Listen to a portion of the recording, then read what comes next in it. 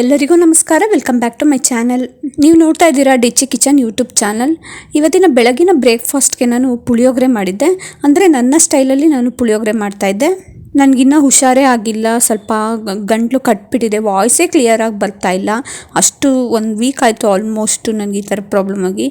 ತೋರಿಸ್ತಾನೆ ಇದ್ದೀನಿ, ಟ್ಯಾಬ್ಲೆಟ್ಸ್ ತೊಗೋತಾ ಇದ್ದೀನಿ, ಟಾನಿಕ್ ತೊಗೋತಾ ಇದ್ದೀನಿ, ಆದರೂ ಕಮ್ಮಿ ಆಗಿಲ್ಲ. ಇನ್ನೊಂದು 3-4 ಡೇಸಲ್ಲಿ ಕಮ್ಮಿ ಆಗುತ್ತೆ ಅಂತ ಮನೇಲಿ ಹೇಳ್ತಿದ್ದಾರೆ, ನೋಡಬೇಕು. ಹಾಗಾಗಿ ಬೆಳಗ್ಗೆ ಎದ್ದೋಳಕ್ಕೂ ಸ್ವಲ್ಪ ಕಷ್ಟ ಆಗ್ತಿದೆ. ಏನು ಮಾಡೋದು ಅಂತಂದಾಗ ದೋಸೆ ಮಾಡೋದಾ ಇಡ್ಲಿ ಮಾಡೋದಾ ಅಂತ ಅಂದ್ಕೊಂಡೆ. ಆದರೆ ಬೇಡ, ಮನೇಲಿ ಸುಮ್ಮನೆ ರಿಸ್ಕ್ ತೊಗೋಬೇಡ, ಯಾವ್ದಾದ್ರು ಒಂದು ಮಾಮೂಲಿ ರೈಸ್ ಐಟಮ್ ಮಾಡು, ಈಸಿ ಆಗುತ್ತೆ ಅಂತ ಹೇಳಿದ್ರು. ನಮ್ಮ ಮನೆಯವ್ರಿಗೆ ಪುಳಿಯೋಗರೆ ಅಂತಂದರೆ ತುಂಬ ಇಷ್ಟ. ಅದು ನಾನು 1-2-3 ಸ್ಟೈಲಲ್ಲಿ ಮಾಡ್ತೀನಿ. ಇವತ್ತೊಂದು ಸ್ಟೈಲ್ ಯೂಸ್ ಮಾಡಿ ಆ ಥರ ಮಾಡ್ತಾ ಇದ್ದೀನಿ. ಮಾಮೂಲಿ ಇದಕ್ಕೆ ರೈಸ್ನ ಮೊದಲೇ ಮಾಡಿ ಇಟ್ಕೊಂಡ್ಬಿಡ್ಬೇಕು. ಅದು ಸ್ವಲ್ಪ ತಣ್ಣಗಾಗೋ ತನಕ ಈ ಕಡೆ ಒಗ್ಗರಣೆ ಹಾಕೊಬೋದು ಅಂತ. ಒಗ್ಗರಣೆಗೆ ನಾನಿಲ್ಲಿ 1-2 ಟೇಬಲ್ ಸ್ಪೂನ್ ಆಗೋಷ್ಟು ಎಣ್ಣೆ, ಅದಾದಮೇಲೆ ಸಾಸಿವೆ, ಒಂದು ಸ್ವಲ್ಪ ಕಡಲೆ ಬೀಜ, ಕಡಲೆಬೇಳೆ, ಹಾಗೆ ಉದ್ದಿನಬೇಳೆ ಹಾಕ್ತೀನಿ ನಾನು. ಉದ್ದಿನಬೇಳೆ ಹಾಕೋದ್ರಿಂದ ಸ್ವಲ್ಪ ಇನ್ನಷ್ಟು ಟೇಸ್ಟು ಬೇರೆ ಥರನೇ ಬರುತ್ತೆ ಅಂದ್ಬಿಟ್ಟು ಅದನ್ನೆಲ್ಲ ಹಾಕಿ ಚೆನ್ನಾಗಿ ಫ್ರೈ ಮಾಡ್ಕೊಬೇಕು ಅಷ್ಟೇ. ಇನ್ನೇನೆಲ್ಲ ಕಮ್ಮಿ ಊರಿಗೆ ಕೊಟ್ಬಿಟ್ಟು ಚೆನ್ನಾಗಿ ಫ್ರೈ ಮಾಡ್ಕೊಂಡ್ರೆ ಆಯಿತು.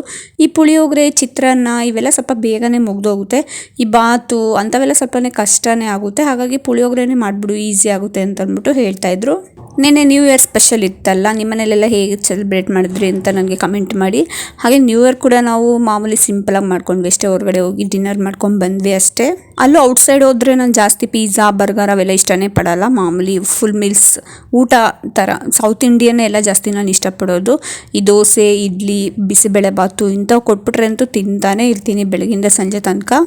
ಗುರುವಾರ ಇತ್ತಲ್ಲ, ಹಾಗಾಗಿ ಸ್ವಲ್ಪ ರಾಯರ ಮಠಕ್ಕೆ ಹೋಗಿ ದರ್ಶನ ಮಾಡಿಕೊಂಡು ಆಮೇಲೆ ಬರೋವಾಗ ಒಂದು ಸೌತ್ ಇಂಡಿಯನ್ ಮೀಲ್ಸ್ ತೊಗೊಂಡು ಅವರು ಒಂದು ಸೆಟ್ ದೋಸೆ ತೊಗೊಂಡ್ರು. ಇದು ಎರಡೂ ಶೇರ್ ಮಾಡಿಕೊಂಡು ತಿನ್ಕೊಂಡು ಬಂದ್ವಿ.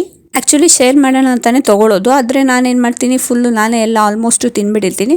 ಅವ್ರಿಗೆ 1-2-3 ಸ್ಪೂನ್ ಆಗೋಷ್ಟು ಮಿಕ್ಕಿದ್ದನ್ನು ತಿನ್ನೋ ಥರ ಮಾಡ್ತೀನಿ. ಹಾಗೆ ಮಾಡೋದು ನಾನು ಔಟ್ಸೈಡ್ ಹೋದರೆ ಜಾಸ್ತಿ. ಇವಾಗ ನನ್ನ ಸ್ಟೈಲಲ್ಲಿ ಪುಳಿಯೋಗರೆಗೆ ನಾನಿಲ್ಲಿ ಕಡಲೆ ಬೀಜ, ಸಾಸಿವೆ ಎಲ್ಲ ಹಾಕಿದಾದ್ಮೇಲೆ ಸ್ವಲ್ಪ ಈರುಳ್ಳಿ, ಬೆಳ್ಳುಳ್ಳಿನ ಹಾಕಿ ಫ್ರೈ ಮಾಡ್ಕೊಳ್ತೀನಿ.